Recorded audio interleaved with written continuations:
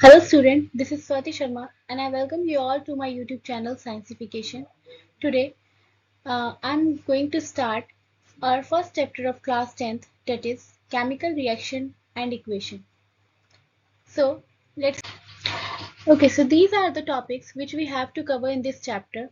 First one is chemical reaction, then chemical equation, then writing chemical equation, balancing, types of reaction, in which we have to cover 4 reactions: combination, decomposition, displacement and double displacement reaction. Then exothermic and endothermic reaction, redox reaction in which oxidation and reduction, corrosion and its prevention, and rancidity and its prevention. Okay, so our first topic is the chemical reaction, है ना? So what is chemical reaction? ठीक, so a chemical reaction is a process where one or more substance reactant rearrange their atomic structure to transform into the with new substance with different properties. Okay, so यहाँ हम बात करते हैं chemical reaction की। तो chemical reaction क्या है? एक ऐसा प्रोसेस जिसमें वन और मोर सब्सटेंस, जैसे हमने मान लिया यहाँ पर ए और बी, ठीक है, एक से ज्यादा सब्सटेंस, जिसे कि हमने क्या कहा? रिएक्टेंट कहा। रिएक्टेंट कहा, उसे क्या कर दिया जाता है? रीअरेंज कर दिया जाता है ना, तो transform into the new substance, जिससे एक नया सब्सटेंस बन के आ जाए, जिसे हमने क्या कहा यहाँ पर डेफिनेशन में? प्रोडक्ट कहा। ठीक है, लेकिन दोनों की प्रॉपर्टी जो है वो डिफरेंट होने वाली है। ठीक है, तो जहां बात करें हमने जो रिएक्शन में लिया है, वो सब्सटेंस जो रिएक्शन में पार्टिसिपेट करने वाले हैं, that is called reactant, and वो सब्सटेंस जो आफ्टर द रिएक्शन फॉर्म होने वाले हैं, डेट इज कॉल्ड प्रोडक्ट। ठीक है, तो अगर हम बात करें इसकी डेफिनेशन की, रिएक्टेंट की, तो आप क्या लिख सकते हैं? A reactant is a substance, reactant is a substance, मैं यहाँ लिख देती हूँ, आप लोग इसको नोट कर लीजिएगा। Substance that take part in and undergoes change during chemical reaction। ठीक है, तो रिएक्टेंट क्या होता है? रिएक्टेंट एक वो पार्ट है ना, जो आपके रिएक्शन में पार्टिसिपेट करता है और चेंज हो जाता है। कब? केमिकल रिएक्शन के टाइम पे। वहीं अगर हम बात करें प्रोडक्ट की, तो प्रोडक्ट क्या होता है? प्रोडक्ट, एक डेफिनेशन हम प्रोडक्ट की लिख लेते हैं। प्रोडक्ट क्या है? प्रोडक्ट आर द, लिखिए, product are the new substance products are the new substances formed as a result of that reaction,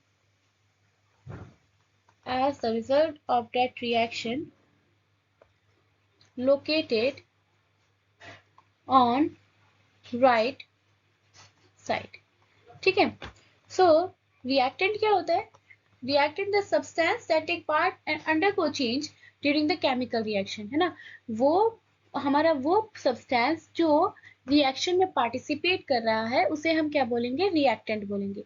लेकिन प्रोडक्ट क्या है? प्रोडक्ट वो पार्ट है जो एक नया सब्सटेंस जब फॉर्म हुआ है ना, the product are the new substance form as a result of that reaction. ठीक है, रिएक्शन होने के बाद जो नया सब्सटेंस फॉर्म हुआ है, उसे हम क्या बोलते हैं? प्रोडक्ट बोलते हैं।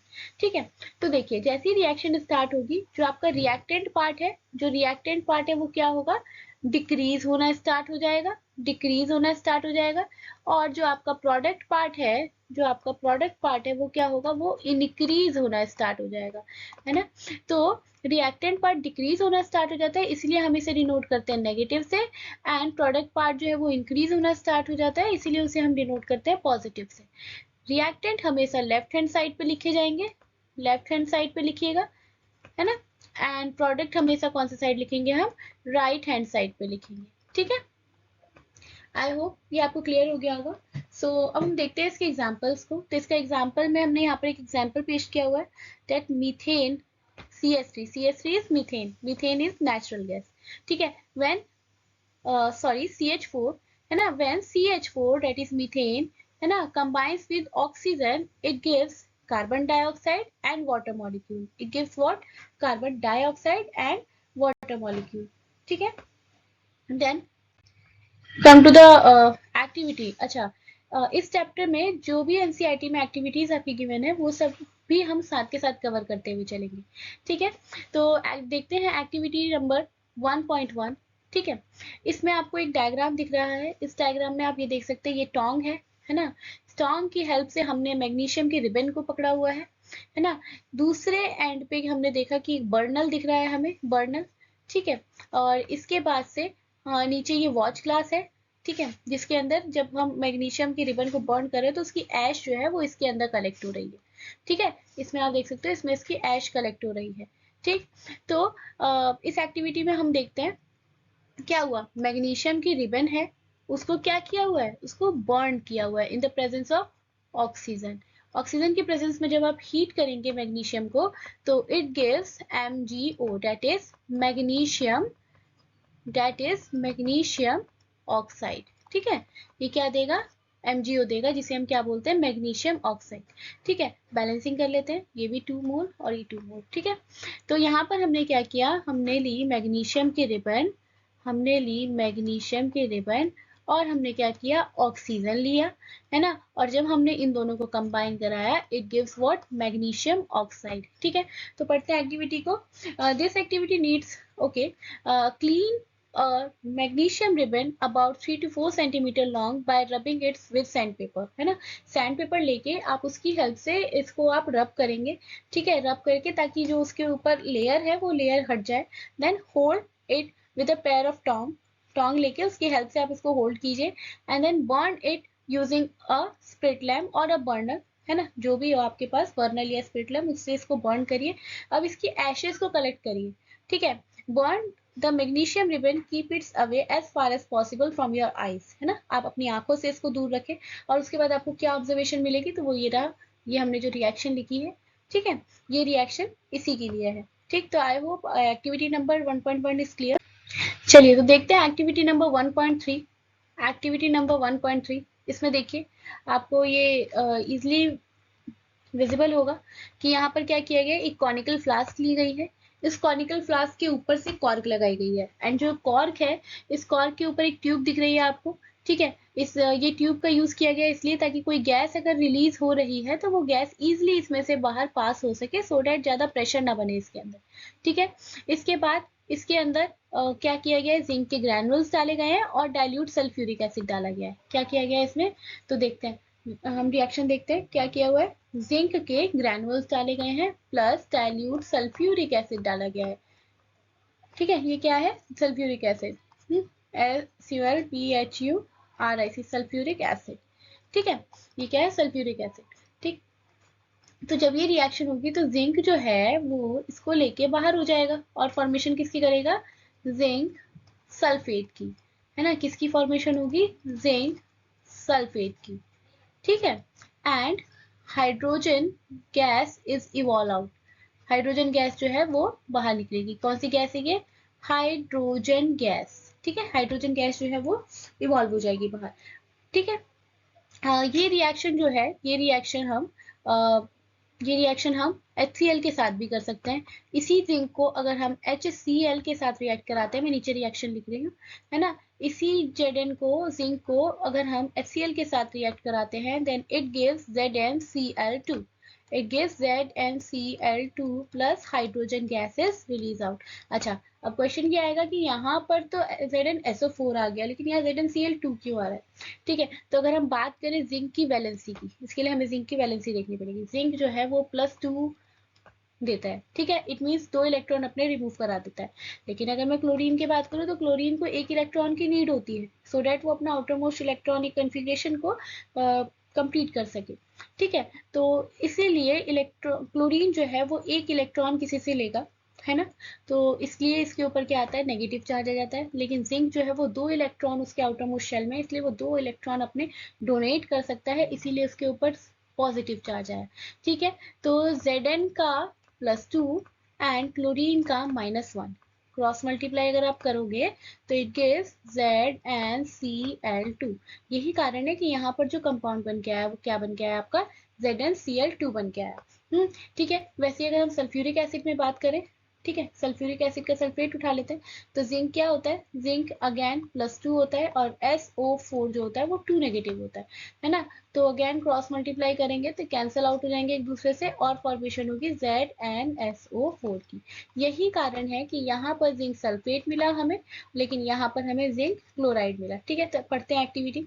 Take a few zinc granules in a conical flask और test tube, add a dilute hydrochloric acid और सल्फ्यूरिक एसिड टू इट। ठीक है, इसके बाद जो ऑब्जर्वेशन होगी वो हमें देखनी है। ठीक है, तो यहाँ पर आपको इजीली क्लियर है कि दो दो रिएक्शन होनी है ना। ये रिएक्शन आप लर्न कर लीजिएगा, ये रिएक्शन बोर्ड एग्जाम्स में एज इट इज पूछी जाती है। ठीक है, नाउ बात करते हैं नेक्स्ट रिएक्शन की, नेक्स्ट टॉपिक की। Next topic is characteristics of chemical reaction. Next topic is the characteristics of chemical reaction. ठीक है, कैरेक्टरिस्टिक्स ऑफ केमिकल रिएक्शन में सबसे पहली बात करते हैं हम एवोल्यूशन ऑफ गैसेस की, है ना, कि ऐसी रिएक्शंस जहां पर गैसेस का इवोल्यूशन हो रहा हो। अभी अभी हम इससे पहले वाली स्लाइड में एक रिएक्शन पढ़ के आए हैं, जिंक की विद सल्फ्यूरिक एसिड और जिंक विद HCl। उन दोनों ही रिएक्शन में हमने देखा कि हाइड्रोजन गैस रिलीज हो रही है। इट मीन्स व्हाट, ये reaction is this reaction is a best example for the evolution of gas, है ना। तो यहाँ पर क्या हो रहा है, जिंक जो है, जिंक की रिएक्शन किससे कराई है, H2SO4 से कराई है। It gives ZnSO4 and hydrogen gas is evolve out, है ना। हाइड्रोजन गैस क्या हुआ, इवॉल्व हो गई बाहर। ठीक है, आपने देखा जिंक सॉलिड लिया हुआ है और डाइल्यूट सल्फ्यूरिक एसिड है, इट मीन्स एक्वस होगा वो, है ना। तो यहाँ से एक aqueous solution of zinc sulphate बन के आया है। एंड आप क्या देख सकते हो कि हाइड्रोजन की गैस इवॉल्व हुई है, H2 गैस इवॉल्व हुई है। ये रिएक्शन यहाँ पर ऑलरेडी गिवन है। ठीक है, इसके बाद नेक्स्ट देखिए, next topic is the change in colour. वो रिएक्शन जिसमें कलर का चेंज हो। ठीक है, बेस्ट एग्जाम्पल है इसका, आपके एनसीईआरटी में ये ऑलरेडी गिवन है। ठीक है, देखिए एक एग्जाम्पल लेते हैं हम, Fe that is ferrous. Ferrous को जब कॉपर सल्फेट की प्रेजेंस में रिएक्ट कराएंगे, then it gives ferrous sulphate, it gives what, FeSO4 plus copper निकल जाएगा। ठीक है, तो अब अगर हम बात करें कॉपर सल्फेट की, तो कॉपर सल्फेट का जो सॉल्यूशन होता है that is blue colour solution, है ना। लेकिन after the reaction we found that the solution become green, solution जो है वो ग्रीन हो जाएगा, है ना। तो यहाँ पर क्या हुआ, रिएक्शन की वजह से कलर को हम चेंज देख पाते हैं। ठीक है, अच्छा, तो कैरेक्टरिस्टिक्स ऑफ केमिकल रिएक्शन का मतलब एक्चुअल में देखिए क्या होता है ना, कि आप कैसे देख के बता पाएंगे कि आपकी रिएक्शन जो है वो प्रोसीड हो रही है। ठीक है, कैसे देख के आप बता पाएंगे आपकी रिएक्शन प्रोसीड हो रही है, तो इसी को हम पढ़ते हैं कैरेक्टरिस्टिक्स ऑफ रिएक्शन में। इसी पार्ट को हम किस में पढ़ते हैं, कैरेक्टरिस्टिक्स ऑफ रिएक्शन में पढ़ते हैं, है ना। इसमें कुछ पॉइंट्स है, डेट इज पहला पॉइंट क्या है, अगर कोई रिएक्शन में गैस इवॉल्व हो रही हो, इवोल्यूशन ऑफ गैस अगर हो रहा हो, है ना, या फिर चेंज इन कलर हो रहा हो, चेंज इन कलर हो, ठीक है, या फिर चेंज इन स्टेट हो, चेंज इन स्टेट हो, है ना, और फॉर्मेशन ऑफ पीपीटी हो, फॉर्मेशन ऑफ पीपीटी हो, या फिर चेंज इन टेम्परेचर हो, चेंज इन टेम्परेचर हो।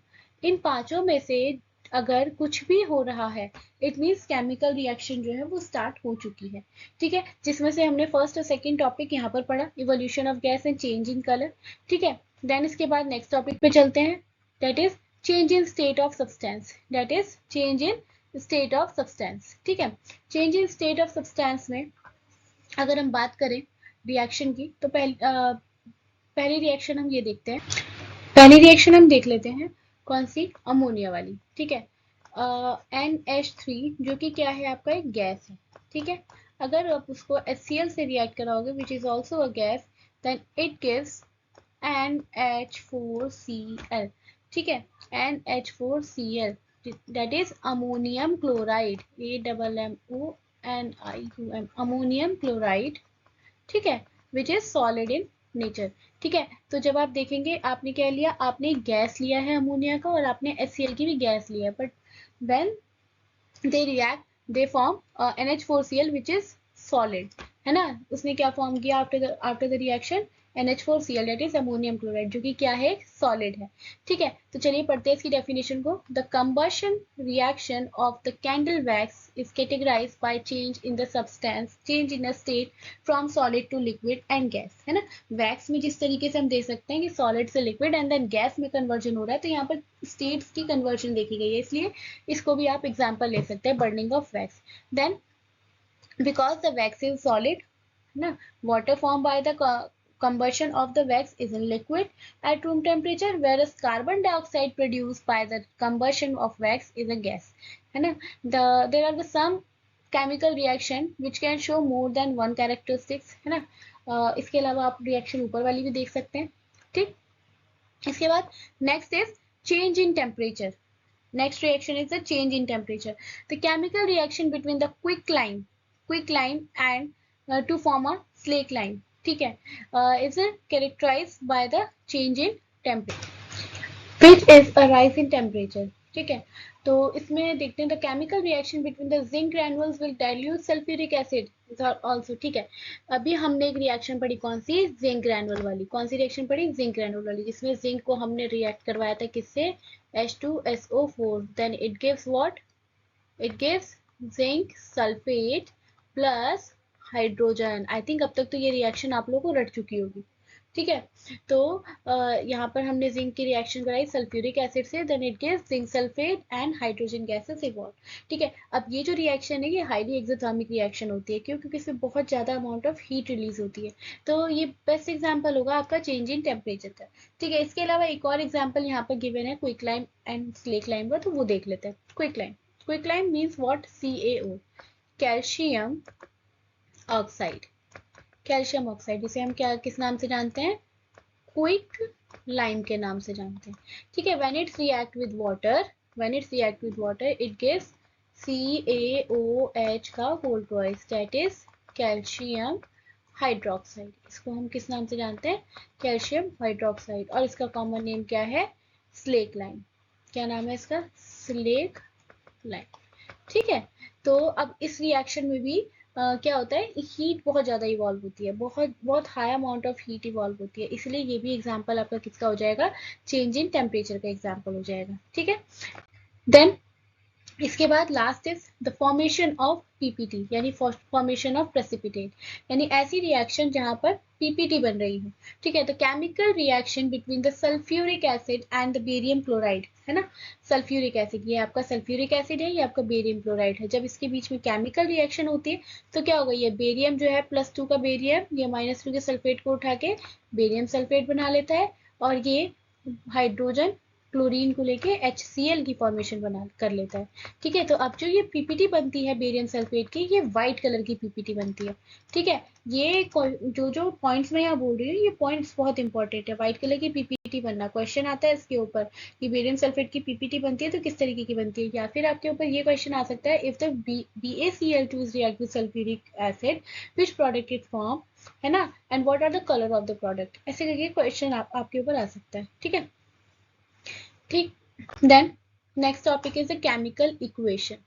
Next topic is chemical equation. ठीक है, तो केमिकल इक्वेशन की बात करें तो केमिकल इक्वेशन का मतलब क्या है, the representation of the chemical reaction using symbol and formula of a substance. ठीक है, केमिकल रिएक्शन का मतलब क्या है, यहाँ पर केमिकल रिएक्शन का मतलब है कि आपके रिप्रेजेंटेशन, जो भी आपने रिएक्शन लिखी है उसको सिंबॉलिक फॉर्म में लिख देना, है ना। जैसे मैंने यहाँ पर लिख दिया जिंक रिएक्ट विद, फिर से सल्फ्यूरिक एसिड, है ना, मैं जानबूझ के रिएक्शन बार बार लिख रही हूँ ताकि ये याद हो जाए आपको। सल्फ्यूरिक एसिड, है ना, इट गिव्स जिंक सल्फेट, ठीक है, प्लस हाइड्रोजन गैस। ठीक है, अब इसी को मैं अगर सिंबॉलिक फॉर्म में लिखूंगी, सिंबॉलिक या फॉर्मूले के फॉर्म में लिखूंगी, that is Zn plus H2SO4 give rise to ZnSO4 plus H2, तो ये क्या हो जाएगा आपका, यही आपकी केमिकल इक्वेशन हो जाएगी। मतलब जो भी रिएक्शन है उसको सिंबॉलिक फॉर्म में लिख देने के प्रोसेस को ही क्या बोलते हैं, केमिकल इक्वेशन बोलते हैं। ठीक है, बात समझ में आ गई है। ठीक है, एग्जाम्पल दिया है, जैसे कोई A प्लस B कंबाइन हो रहा है तो कोई C plus D product form होगा, तो ये क्या है, केमिकल इक्वेशन। ठीक है, इसमें in this equation A and B are reactant, हम अभी पढ़ चुके हैं कि A और B क्या होता है, जो लेफ्ट हैंड साइड पे होता है वो क्या होता है, आपका रिएक्टेंट होता है, whereas C and D है ना, जो which are present on the right hand side is called product. ठीक है, इसके बाद इस एरो की बात करें तो ये एरो क्या शो करता है, ये शो करता है direction, direction of chemical reaction, कि आपकी केमिकल रिएक्शन की डायरेक्शन क्या है, उसको आपको ये आपका ये एरो शो करता है। ठीक है, इसके बाद next, when the hydrogen react with oxygen it gives water, जब भी हाइड्रोजन अगर ऑक्सीजन से रिएक्ट करने वाला है, इट गिव्स वाटर। ठीक है, वो वाटर देगा, है ना। तो ठीक है, हाइड्रोजन लिया है यहाँ पर, है ना, तो यहाँ पर हमने क्या लिखा, इस तरीके से लिख दिया, hydrogen reacts with water oxygen it gives water, है ना, इसी को हमने सिंबॉलिक फॉर्म में लिख दिया, है ना, H2 plus O2 give rise to H2O, है ना, इसको हम बैलेंस कर लेते हैं। ठीक है, ये हो गई इसकी बैलेंसिंग। तो ये क्या है, ये तरीका है कि किस तरीके से हम केमिकल इक्वेशन को लिखते हैं। केमिकल इक्वेशन क्या होती है, symbolic representation of chemical reaction. सबसे इजी डेफिनेशन आप लिख सकते हो यही, कि symbolic representation of chemical reaction is called chemical equation. ठीक है, now come to the next topic, writing chemical equation. अब आप केमिकल इक्वेशन किस किस तरीके से लिखते हैं, कुछ रूल्स होते हैं इसके, है ना, जो कि हमें पढ़ने हैं। पहला, in a chemical reaction the reactant are written on the left hand side whereas the product are written on the right hand side। सबसे पहली स्लाइड में ही मैंने पढ़ा दिया था ये आपको, कि जो भी रिएक्टेंट होगा वो हमेशा लेफ्ट हैंड साइड पे लिखा जाएगा और जो प्रोडक्ट होगा वो आपका राइट हैंड साइड पे लिखा जाएगा। इट मीन्स जो भी रिएक्टेंट होगा वो आपका लेफ्ट हैंड साइड पे लिखा जाएगा एंड जो भी आपका प्रोडक्ट होगा वो आपका राइट हैंड साइड पे लिखा जाएगा। ठीक है, ये रिएक्टेंट हो गया आपका, ये प्रोडक्ट हो गया। ठीक है, इसके बाद नेक्स्ट दे रहा है an arrow pointed towards the product is inserted between the reactant and product। अब वो देखो, ये एरो दिख रहा है आपको, ये प्रोडक्ट की तरफ पॉइंटेड है ना, और इंसर्ट किसके बीच में, रिएक्टेंट एंड प्रोडक्ट के बीच में इंसर्ट है ना। तो यहाँ पे यही लिखा है कि ये जो एरो है जो वो प्रोडक्ट की तरफ पॉइंट करता है और इंसर्ट कहाँ रहता है, रिएक्टेंट और प्रोडक्ट के बीच में, है ना। It also represent the direction of reaction, और यही है जो ये रिएक्शन की डायरेक्शन को भी रिप्रेजेंट करता है। ठीक है, जिसमें से अगर हम जो हमने एरो पढ़ा उसमें से अगर एरो सिंगल है तो वो single arrow indicates the direction in which the reaction proceed, है ना। सिंगल एरो क्या इंडिकेट कर रहा है कि किस साइड आपकी रिएक्शन जा रही है। लेकिन अगर एरो आपका डबल है, डबल यहाँ मैं बना देती हूँ, डबल एरो इस तरीके से होता है। ठीक है, अगर रिएक्शन अगर डबल एरो है विच, तो it indicates what, reversible reaction. It indicates what, reversible reaction. Reversible reaction का मतलब क्या, कि रिएक्टेंट से प्रोडक्ट बना एंड द प्रोडक्ट से वापस से रिएक्टेंट बन गया, है ना। तो इसको हम क्या बोलते हैं, रिवर्सिबल रिएक्शन बोलते हैं। The product recombines to form reactant, लिखा भी है, प्रोडक्ट दोबारा से कंबाइन होकर रिएक्टेंट में कन्वर्ट हो जाता है, फिर रिएक्टेंट कंबाइन होगा फिर प्रोडक्ट में कन्वर्ट हो जाएगा, तो ये क्या होता है, रिवर्सिबल रिएक्शन होती है। ठीक है, a plus sign is inserted between the two reactant and product. देखो, ये दो रिएक्टेंट मैंने लिखे, दोनों के बीच में मैंने क्या करा है, एक प्लस साइन डाला है। ऐसी प्रोडक्ट लिखे, उसके बीच में कितने भी प्रोडक्ट कितने भी रिएक्टेंट में लिखूंगी तो उसके बीच में मुझे एक प्लस साइन इंसर्ट करना पड़ेगा। ठीक है, if reaction are carried out under the specific condition.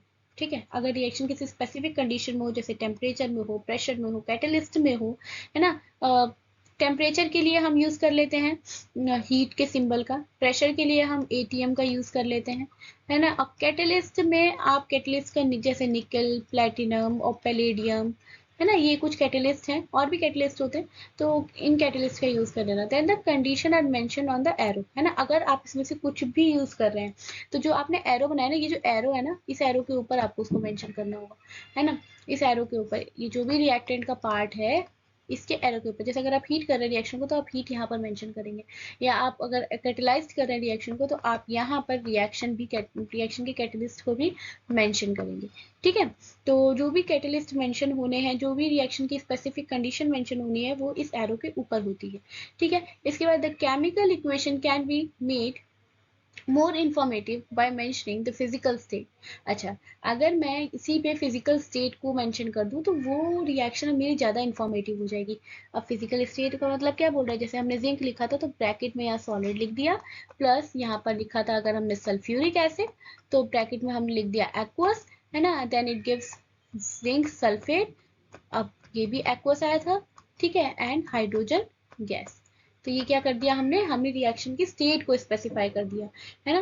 Reaction में जो जो हमने चीजें ली हैं उनकी स्टेट को हमने क्या कर दिया, स्पेसिफाई कर दिया। इसके बाद नेक्स्ट पॉइंट बोल रहा है कि अगर गैस लिबरेट आउट होती है, अगर गैस लिबरेट आउट होती है तो हम एरो लगाएंगे अपवर्ड, है ना, अपवर्ड एरो। जैसे गैस ही तो थी, गैस लिबरेट आउट हुई तो हमने एरो क्या लगाया, अपवर्ड लगाया।